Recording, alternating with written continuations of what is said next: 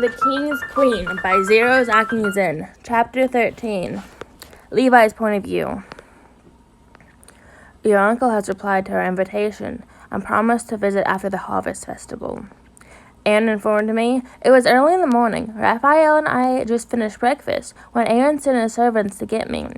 I sat in his office and I could feel how transcontinental our conversation was. Aaron reads the letter before passing it to me. That's great news, I sigh. An uncle? I don't remember an uncle. I eyed the name Kenny Ackerman for a long moment, but received nothing. No matter how hard I try to remember, I can't seem to recall him or anyone before I was taken from the underground. That's understandable. With your memory loss, have you gotten any results from the exam? Yes, I have it here. I pulled out a note from my pocket and gave it to him. Aaron and I had agreed to keep this a secret from everyone except for Hange, John, and Armin. We already decided that it was much better to keep Raphael out of this mess. Aaron studied the results before returning the paper to me. I had already looked up to it and deemed that my memory loss was doomed to the impact on my head. The doctor confirmed that it was not life-threatening, which was good news as well. He prescribed that I should get an exposure to things and people to help me achieve my memory. Just in case, I want you to go to a healer, Aaron suggested. But the doctor said magic won't help me. I know, but it's not bad to try, right? I guess.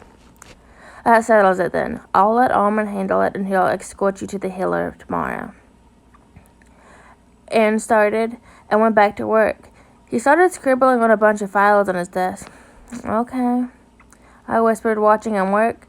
Only the sound of pen on paper filled the room. I thought our relationship would remain as it was after yesterday, but I found this awkward as hell. So, I started. Alright, about the harvest festival. When I was still living in the underground with my friends, we heard that aside from the town's gathering and cooking, the castle held a fancy party. That's true, Aaron confirmed. Green eyes focused on the files before him. Well, what does the queen do during the fancy party? Aaron froze from his writing and looked up at me. You never attended such things. Oh. Not even your own son's birthday parties. Aaron huffed. I cringed at the thought. I couldn't help but question myself as to why I would miss my son's birthday. I was such a bitch. Yes, you were. Well, I glanced at Aaron with determination. I want to change that. I will attend the harvest festival. Aaron stared at me blankly before turning his back towards me. Well, I guess that won't hurt. So, what do I do? First, Aaron turned to face me, and I could tell that the atmosphere had changed drastically. The festival will start with an opening speech. Usually I would be giving the speech, so I think you will have to stand by my side until I announce that the festival will begin. Alright, I think I can do that. I took a spare piece of paper and pen from his desk and started writing down notes. Then, we'll watch the villagers perform the opening dance. Please tell me we're seated in the front row, I asked, feeling excitement at the upcoming festival. Of course, we are the rulers after all. Awesome, I mean, you see, my friends and I tried to sneak out of the underground to watch the performance. I remember Isabel begging me to come, and we disguised ourselves just to watch. I ramble as I doodle on my paper, feeling my heart grow heavy at the thought of my friends. You know you can invite them, Aaron suggested. That's nice of you, but Hange said they passed away before my relatives took me. Oh, I'm sorry. It's fine. I sucked in a breath and wiped my face. This was not the time to let my tears fall. But I feel much better now, and I don't have to hide any of this from Aaron. So, what's next? After performance, Aaron paused. Since you'll be joining me, I forgot that before the performance, We have to dance the traditional courting dance when the villagers perform, followed by a mass breakfast for everyone. Aaron listed down. It's a tradition, but since you haven't been accompanying me for the past year, I forgot about that part. We have to dance? I gasped at him. Yes. But I don't know how to dance. It's fucking courting dance, I exclaimed, and burst out laughing. Maybe my colorful words? It could be. Sorry, I mean, it's fine. I recall that you danced so well during a wedding day. I don't fucking remember. Don't worry. We can practice before the Harvest Festival, which is 2 days away. I think you can pick it up in time. I'm so sorry. I bowed in an apology for the 6th time to Aaron. I stepped on his toe 6 times. I must be cursed. It's fine. Just, you almost got it. He gave me a pained smile and a thumbs up. Maybe a break will do us both good. Mother, you have to step on the left during that phase. Raphael pulled the tails of my shirt to get my attention. I looked down at the open book in his hand that held the detailed instructions of the dance with pictures. My eyes trailed back and forth at the instructions before I threw my head back in frustration. Oh, my mess. It's okay, Your Highness. You've almost got it. Almond cheered from the side. Almost crushed the king's feet. John snickered. I can't do this. No matter what I do, I can't keep up with the steps. It's alright as long as you improve.